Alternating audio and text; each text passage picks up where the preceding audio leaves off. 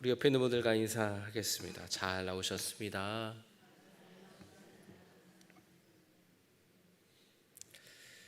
오늘 금요기도에 나오신 여러분을 축복하고 환영합니다.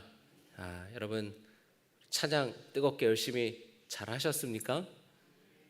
찬양할 때 하나님께서 우리 마음에 기쁨을 주시는 줄 믿습니다. 찬양할 때 우리 마음에 감동케 하시고 감사가 넘치게 하시는 줄 믿습니다. 오늘 함께 나눌 말씀은 에베소서 5장인데요. 오늘 이 시간에 또 찬양으로 우리의 마음의 문을 열었다면 이 시간에 또 그 마음 가운데에 오늘 말씀으로 주시는 주님의 음성에 또 은혜 받으시기를 주님의 이름으로 축복합니다.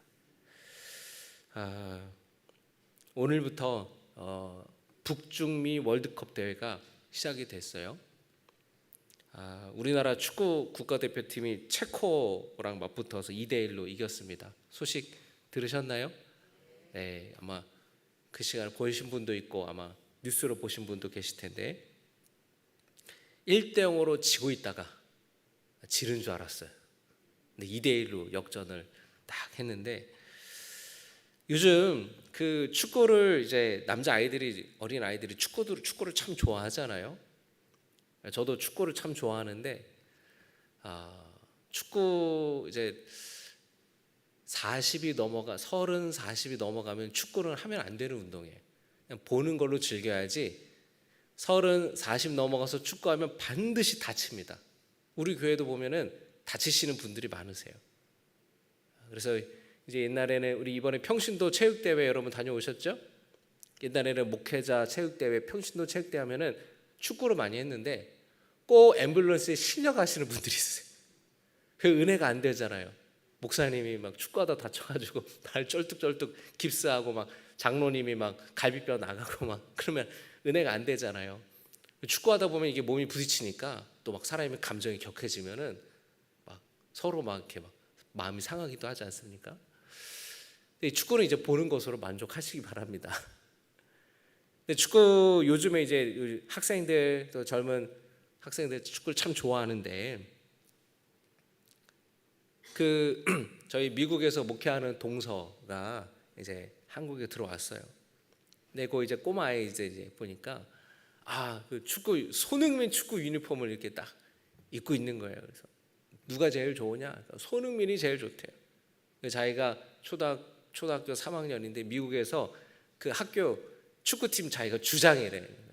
야, 그러냐? 손흥민을 제일 좋아해요. 박지성은 은퇴했으니까 손흥민을 제일 좋아하고, 여러분 옛날에 누구 좋아하셨어요? 차범근.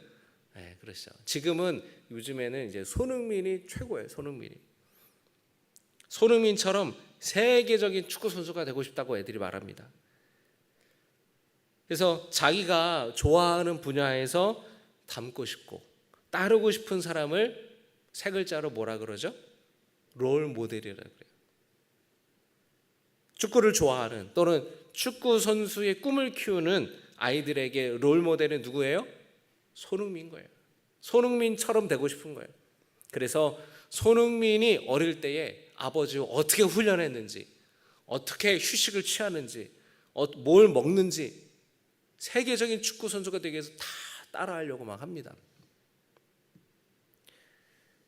롤 모델, 누군가를 닮고 싶어하고 본받고 싶어하고 따르고 싶어하는 사람을 롤 모델이라 그래요. 저에게는 롤 모델이 되는 목사님이 4분이 있으세요. 4분이. 첫 번째는 저희 아버지신데 늘 기도에 힘쓰셨던 모습을 담고 싶어요. IMF 때 건축을 하면서 교회가 어려워졌습니다. 근데 늘 강단에서 늘 기도하셨어요. 몇 년을 안방에서 주무시지를 못했어요. 밤에 강단에 입을 펴놓고 뒤에서 기도하시다가 주무시고 일어나셔서 새벽 기도하시고, 그때 좀 몸이 상하셔가지고 계속 기침도 많이 하시고 그러시는데, 제가 나중에 신학교를 갔을 때 그때 얘기 물어보면서 이제 신학교가 아니라 한 10년 전쯤이었던 것 같아요. 10년 전쯤에 제가 이제 이 CP 슈퍼바이저 되는 과정 가운데에 배우면서 우리 가계도 이제 우리 이제 친가 외가 이 가계도 이런 부분들을 이제 공부하면서 이제 부모님이랑 이야기를 하는 시간이 있었어요. 그런데 아버지가 그렇게 문제를 앞두고 항상 기도하러 갔던 배경에는 자신의 그런 경험이 있으셨던 거예요. 20살 때 신학교를 갔어요. 근데 입학을 했는데 할아버지가 일찍 돌아가셔가지고 집안이 어려웠어요. 그러니까 학비 낼 돈이 없는 거예요.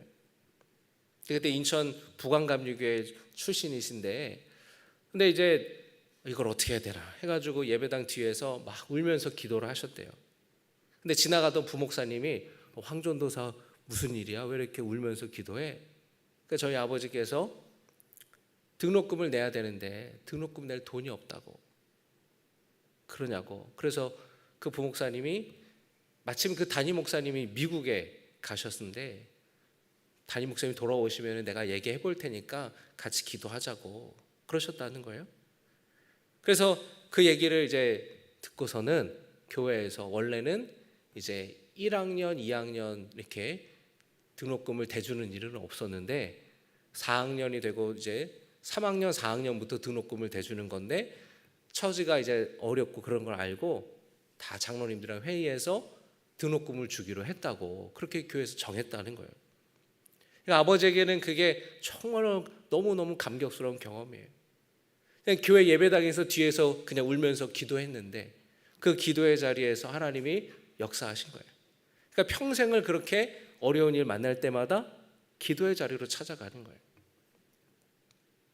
그래서 참 그런 모습을 저는 참 본받고 싶습니다. 두 번째 제 롤 모델은 저희 장인어른이에요. 이 장인어른이 충청도 충주 양반이세요. 모든 게 다 느려. 저는 좀 성격이 급하거든요. 근데 장인어른의 모습을 보니까 급하게 목회를 하지 않으세요.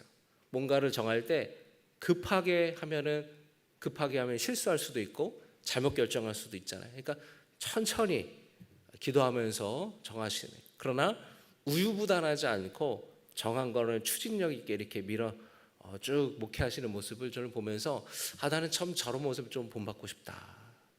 세 번째는 우리 이승우 목사님이세요.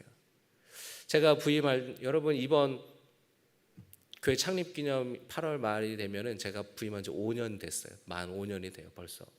어떤 분들은 목사님 5년이나 됐어요. 저 한 2년밖에 안 된 줄 알았어요. 벌써 5년이나 됐네요. 이승우 목사님이 저에게 하셨던 말씀, 마지막으로 남기셨던 말씀이 가장 기억나는 거는 황 목사, 하나님을 사랑하고 교회를 사랑하고 성도들을 사랑하라. 그 얘기를 하시더라고요. 여러분 그 얘기를 이승우 목사님이 전에도 말씀을 많이 하셨나요? 여러분 들어보셨어요? 교회를 사랑하고 하나님을 사랑하고 교회를 사랑하고 성도들을 사랑해라. 저에게 그런 이야기를 하셨어요. 제가 와서 시간이 지나고 몇 년이 지나고 보니까 목사님께서 교회를 개척하고 43년 동안 목회하셨던 그 목회의 여정이 이렇게 느껴지는 거예요. 목사님이 정말로 하나님을 이렇게 사랑하셨던 분이구나. 교회를 이렇게 사랑하셨던 분이구나. 성도들을 이렇게 사랑하셨던 분이구나. 내가 그 모습을 닮아서 본받고 따라가야겠다. 네 번째는 혹시 여러분 들어보셨는지 모르겠지만 유기성 목사님이세요. 제가 신학교 때 1년 동안 안산강림교회에서 제가 신학생으로 봉사를 했는데 그때 그 교회 담임 목사님이셨는데 설교를 굉장히 편안하게 이렇게 그리고 마음에 와닿게 설교를 하시고 또 성실하게 겸손하게 목회하시는 모습을 보면서 저 목사님을 내 롤모델로 삼아야겠다. 참 저 목사님처럼 나도 목회하겠다. 그렇게 그런 마음을 먹었습니다. 그래서 저에게는 목회에 있어서 롤 모델이다라고 하면은 4분 정도 되는 것 같아요. 여러분에게 질문하고 싶습니다. 여러분에게 닮고 싶고 본받고 싶고 따르고 싶은 롤 모델이 되는 사람이 있으신가요?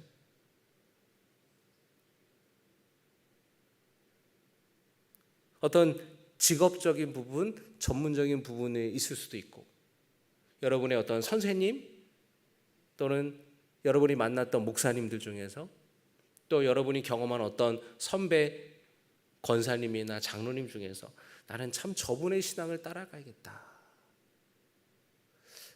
우리 신방을 하면서 이제 느끼는 거는 뭐 여러분 제가 특정한 누구를 칭찬하면 또 마음이 목사님은 저 사람만 칭찬해 이렇게 질투하는 마음이 있을 수도 있겠지만 용서하시고 들으세요. 참 사라 여성교회 우리 권사님이 참 대단하신 것 같아요. 옛날에 그런 늘 교회에서 밤새서 기도하고 교회를 위해서 목사님을 위해서 기도했던 그 모습들을 젊은 성도님들이 늘 기억하면서 참 존경스럽다고. 이제 그 사라 여성교회 이제 권사님 중에서 얼마 전에도 이렇게 또 변병원 권사님이 돌아가시기도 하고 이렇게 한두 분씩 이렇게 연세가 있으셔 돌아가셨는데 그분들을 많은 성도님들이 기억하시는 거예요. 참 본받을 만하다. 여러분 에베소서 5장에서 사도 바울은 하나님을 본받는 자가 되라고 말씀합니다.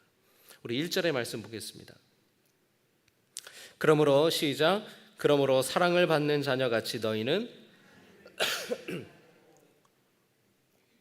하나님을 본받는 자가 되고. 그런데 여러분 하나님이 도대체 어떤 분이신가, 어떤 분이실까, 어떤 모습을 우리가 본받아야 될까? 하나님께서는 예수님을 통해 자신을 계시하셨습니다. 계시하셨다라는 것은 나타내 보이다, 드러내 보이다라는 거죠. 다시 말하면 하나님은 예수님을 통해서 당신이 어떤 분이신지에 대해서 보여주셨다는 거예요. 우리는 예수님을 통해 하나님이 어떤 분이신지 알 수 있어요. 그렇기 때문에 바울은 하나님을 본받으라고 말하면서 우리에게 예수님을 롤 모델로 삼을 것을 권면합니다. 여러분 바라기는 예수님을 롤 모델로 삼으시기를 주님의 이름으로 축복합니다. 그러니까 우리는 예수님이 우리 신앙의 대상이기도 하지만 우리가 믿는 분이기도 하지만 하나님을 본받기 위해서 예수님을 통해서 하나님이 당신을 계시하셨기 때문에 또한 예수님을 따르고 본받는 제자로서 예수님을 또 롤 모델로 삼으면서 우리는 살아가야 되는 거예요. 2절의 말씀을 한번 보겠습니다. 2절입니다. 시작. 그리스도께서 너희를 사랑하신 것 같이 너희도 사랑 가운데서 행하라. 그는 우리를 위하여 자신을 버리사 향기로운 제물과 희생 제물로 하나님께 드리셨느니라. 아멘. 예수님께서 너희를 사랑하신 것처럼 너희도 사랑 가운데에서 행하라는 거예요. 우리를 위해 자기를 생명을 희생하셨다라는 거예요. 여러분 예수님을 롤 모델로 삼아서 예수님처럼 사랑하시기를 축복합니다. 따라합니다. 예수님처럼 사랑하자. 예수님이 나를 위해 대신 죄값을 치르고 죽으셨어요. 우리는 그런 사랑을 받을 만한 자격이 없는데 그렇게까지 하지 않으셔도 되는데 우리를 위해 죽으셨습니다. 믿으십니까? 우리를 향한 그 사랑은요 무조건적인 사랑이에요. 조건 없는 사랑이에요. 그런데 여러분 우리의 사랑은 어떻습니까? 우리의 사랑은 조건적인 사랑이에요. 이렇게 해야 저렇게 해야 사랑합니다. 내 마음에 들게 해야 사랑하는 마음이 생겨요. 그렇게 하지 않으면 여러분 미워요. 사랑하지 못해요.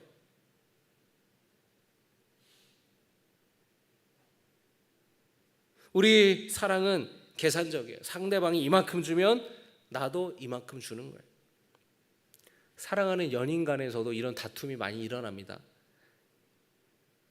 3번은 내가 너 있는 쪽으로 갔는데 1번은 네가 와야 되지 않냐. 경기도에 사는 용인에 사는 사람이 서울 한번 가려면 얼마나 힘든 줄 아냐. 너가 1번은 와야 되지 않냐. 이거 뭐예요 여러분? 내가 이렇게 했으니까 너도 이만큼 해라는 거죠. 내가 밥을 사면 네가 커피를 사야 되지 않냐.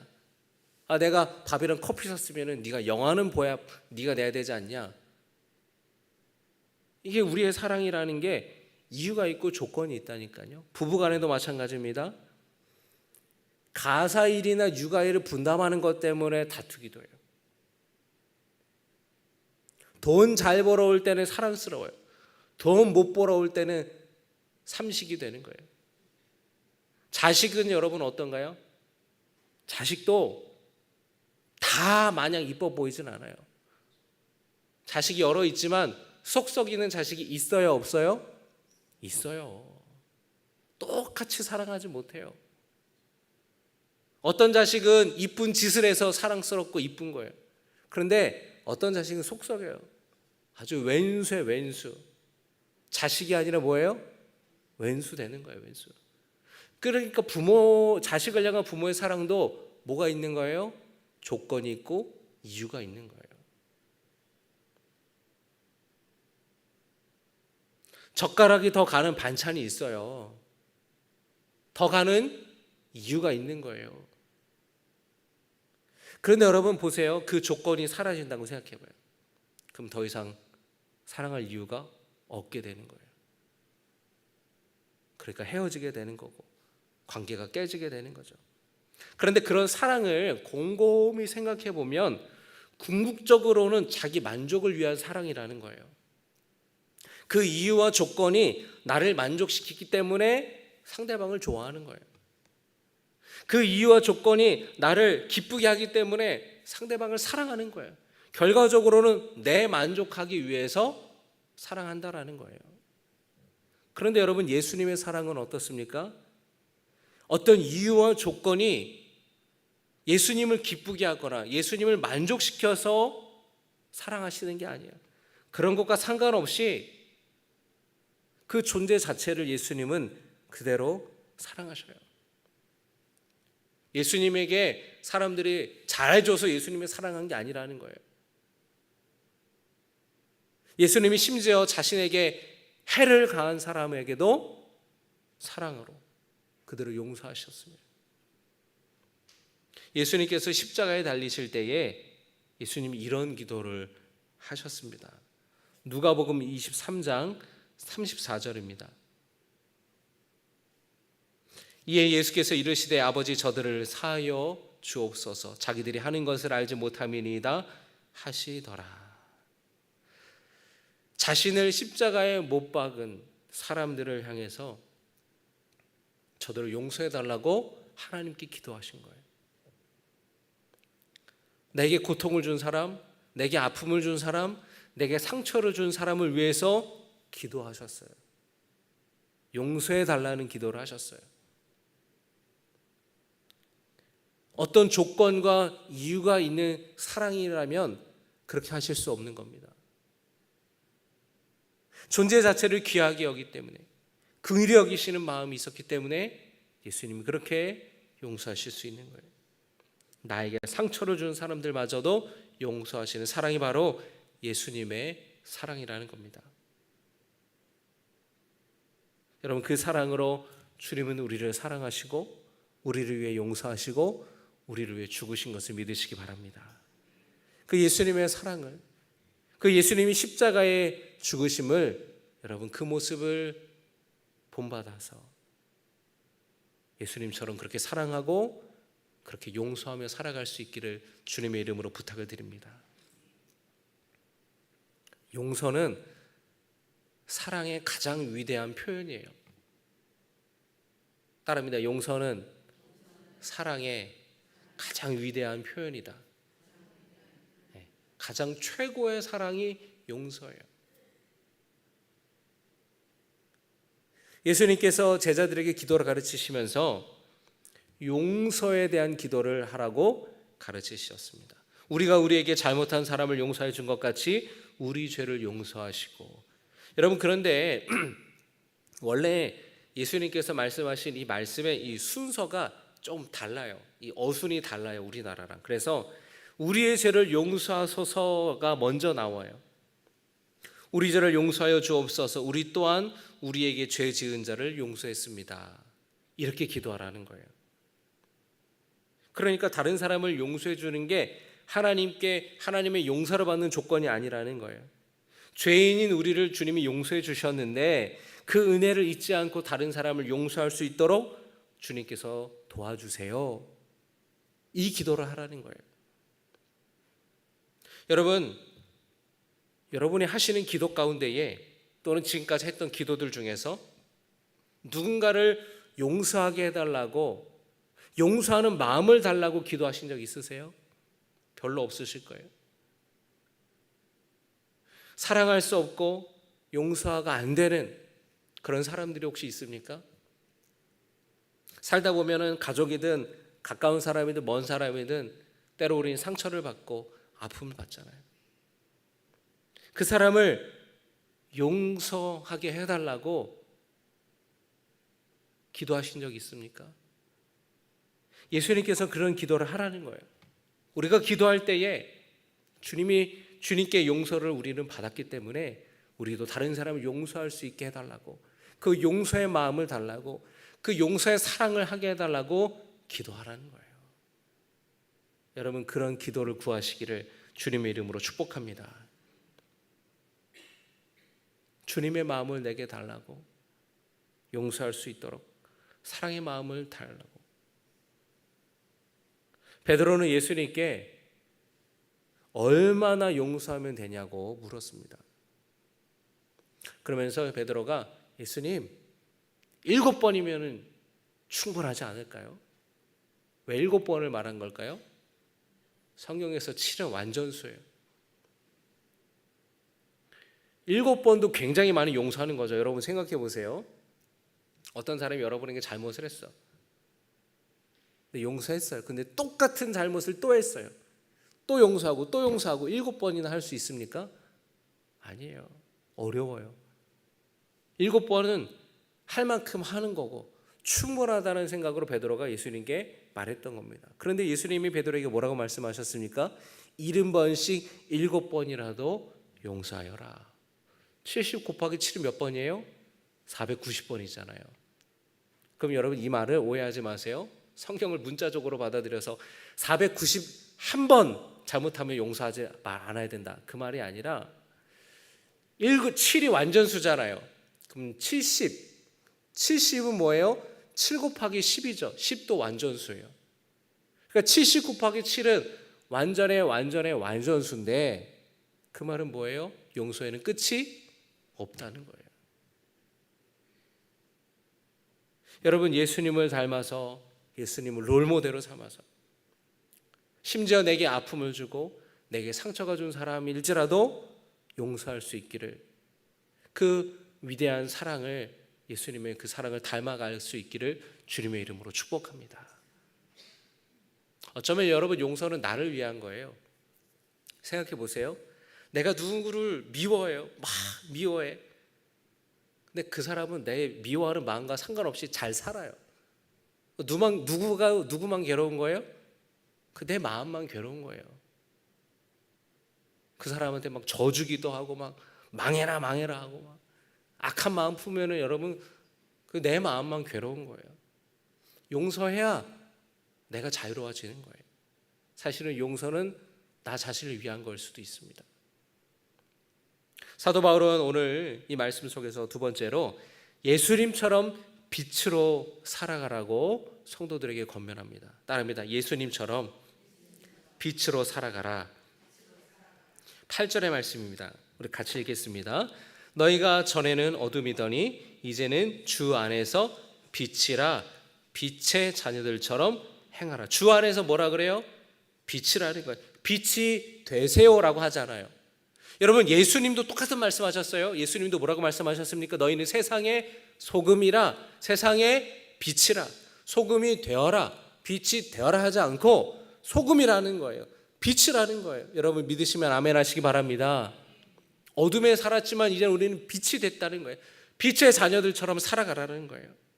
예수님이 이 땅에 빛으로 오셨어요. 요한복음 8장 12절에 예수께서 또 말씀하여 이르시되 나는 세상의 빛이니 나를 따르는 자는 어둠에 다니지 아니하고 생명의 빛을 얻으리라. 할렐루야. 예수님이 이 땅에 뭘로 오셨어요? 따릅니다. 세상의 빛으로 오셨다. 세상의 빛으로 오셨어요. 그래서 예수님을 따르는 사람들은 이제는 어떻게 합니까? 어둠에 다니지 않고 뭘 얻어요? 생명의 빛을 얻는 거예요. 우리는 생명의 빛을 얻었어요. 영생을 얻었어요. 이제 어둠이 아니라 빛으로 우리는 살아가는 겁니다. 주님 안에서 빛이라고 말씀해요. 바울은 빛의 자녀들처럼 행하라고, 그렇게 살라고 말씀합니다. 그 구체적인 빛의 삶, 빛의 삶에서 나오는 열매에 대해서 바울이 9절에서 이렇게 말합니다. 우리 9절 말씀 같이 읽겠습니다. 시작.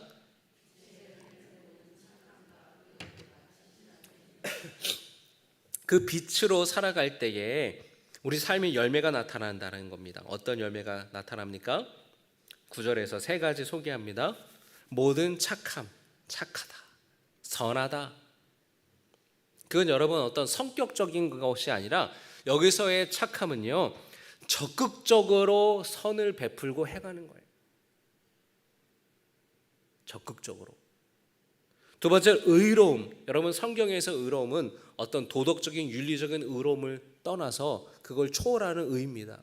뭐예요? 하나님과의 관계가 올바르게 놓인 사람. 그런 사람들을 뭐라 그래요? 의로운 사람이라고 얘기해요. 죄인이 아닌 의인이라고 얘기합니다. 하나님과의 올바른 관계 가운데 살아가는 인생을 살아가는 거예요. 진실함이란 뭐예요? 거짓이 없고 위선이 없는 삶.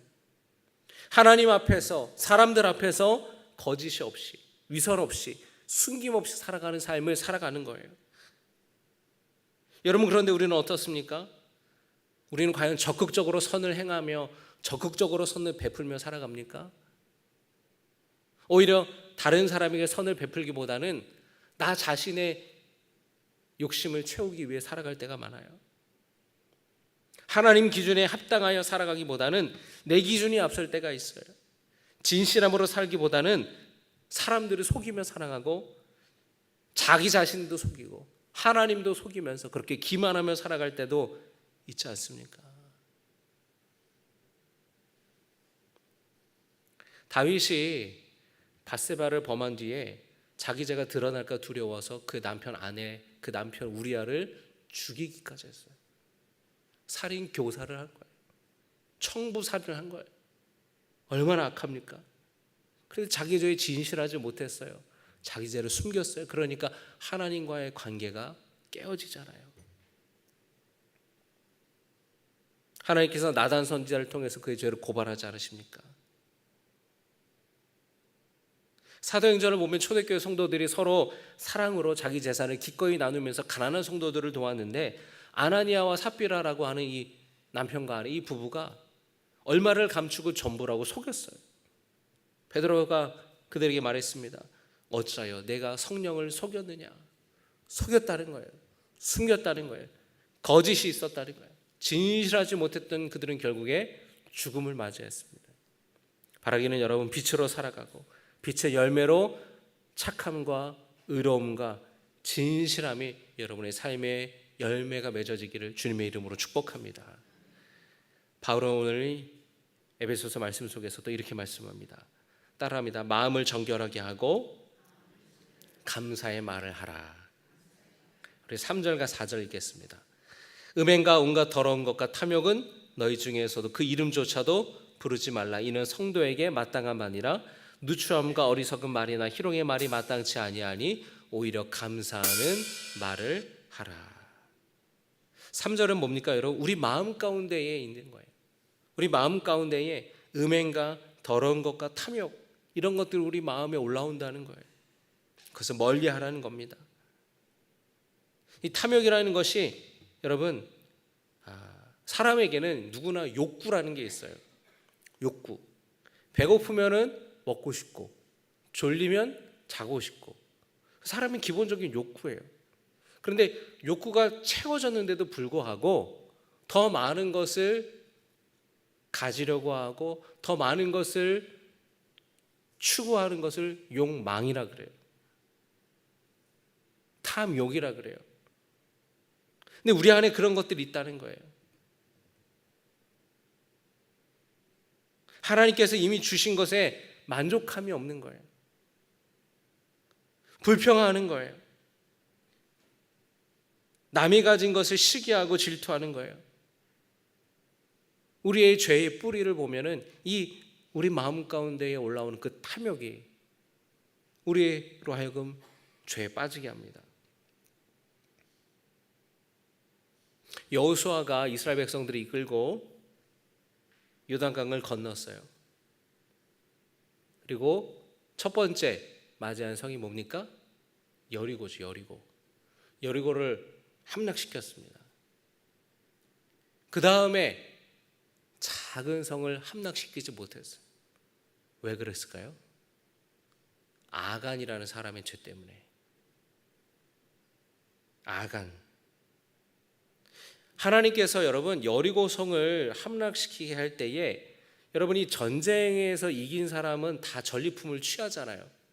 돈이나 가지고 있는 모든 그 성에 있던 것들을 승자가 다 전리품으로 취하지 않습니까? 그런데 하나님께서 여리고 성을 함락시킬 때는 그거 다 갖지 말라 그랬어요. 다 하나님께 바치라 그랬어요. 왜 그랬을까요? 왜 그랬을까요? 하나님이 욕심쟁이라서? 아니에요. 그 전쟁은 가나안에 들어가자마자 했던 첫 번째 전쟁이에요. 첫 번째 승리예요. 그리고 여러분 그 여리고성은 그들의 노력으로 한 게 아니었죠. 한 바퀴 돌고 두 바퀴 돌고 세 바퀴 돌고 7바퀴째 소리 질렀을 때에 성이 무너졌잖아요. 누가 하신 거예요? 하나님이 하신 거예요. 하나님이 행하셨어요. 이 모든 전쟁의 첫 번째 승리, 첫 열매라는 거예요. 첫 열매. 여리고성에서 취한 그 모든 전리품을 하나님께 바치라는 거는 첫 열매를 바치라는 거예요. 그리고 이 전쟁은 너희들이 한 것이 아니기 때문에 너희들이 가질 수 없다는 거예요. 근데 그거를 몰래 아간이라는 사람이 숨겼어요. 그 금덩이가 거기에 그 탐욕으로 인하여서 숨겼어요. 아간의 죄 때문에 두 번째 전투에서 패한 거예요. 큰 패배를 경험하게 된 겁니다. 그가 그렇게 고백합니다. 내가 보고 탐내어 가졌나이다. 탐욕이 마음에 들어오면은요, 그게 죄로 돼요. 아간의 그 탐욕이 하나님의 것을 훔치는 죄로 됐고, 다윗도 밧세바를 보고 그 욕망이 탐욕이 올라와서 죄를 범하고, 탐욕은 사람들의 마음을 병들게 하고 하나님으로부터 멀어지게 만들고 죄짓게 만듭니다.